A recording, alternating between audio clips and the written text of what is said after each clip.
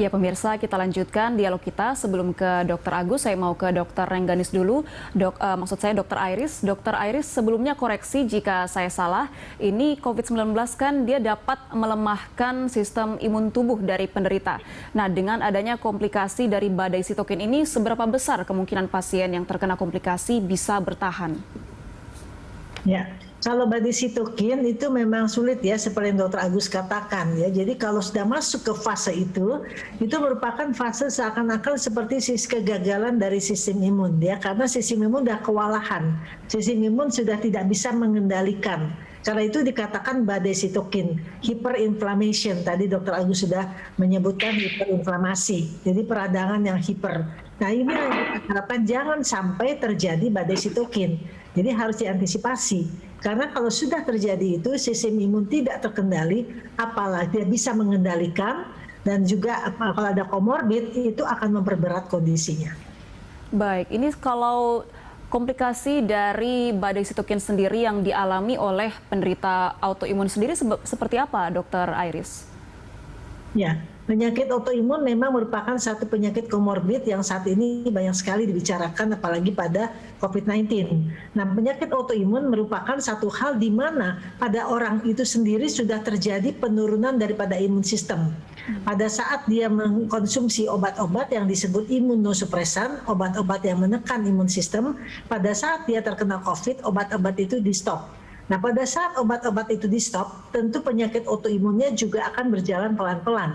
Ya, berjalan pelan-pelan tapi diperburuk oleh adanya infeksi virus. Jadi akibatnya akan lebih kondisinya masuk ke terpuruk ya, kondisi yang terpuruk. Dengan sistem imun yang sudah rendah, untuk mengangkat melawan virus juga sulit.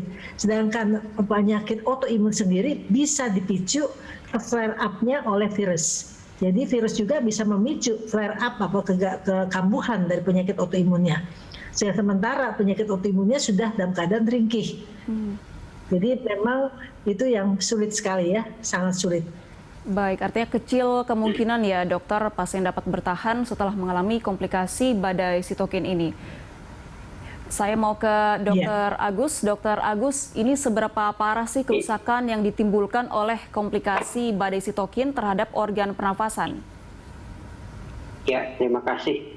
Jadi kalau secara sederhana kita gambarkan terjadinya hiperinflamasi atau badai sitokin pada COVID itu, gambaran di paru kalau di rongsen itu hampir putih semua itu, Mbak.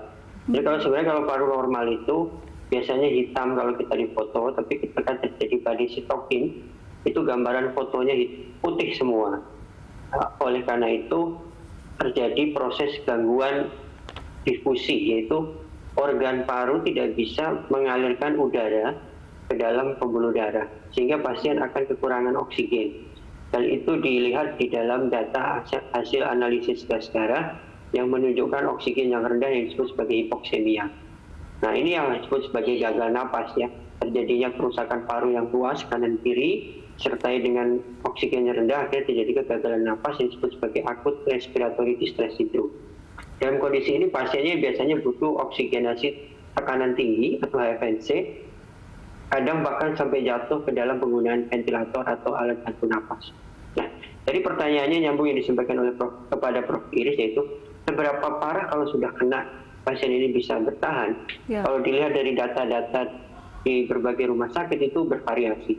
Tapi antara 50 sampai 80% itu kalau sudah terkena badai sitokin itu biasanya pasiennya meninggal dunia ya, artinya tidak bisa ditolong ya kalau sudah kena hiperinflamasi. Survival rate-nya kecil ya, hanya sekitar 20 sampai 30% yang bisa bertahan sampai lepas dari mesin sampai bisa jadi penyintas COVID pada kasus-kasus yang sudah mengalami badai sitokin ini. Baik, treatment seperti apa sih dok yang diperlakukan bagi pasien yang mengalami komplikasi badai sitokin ini, khususnya pasien yang mengalami penyakit pernafasan?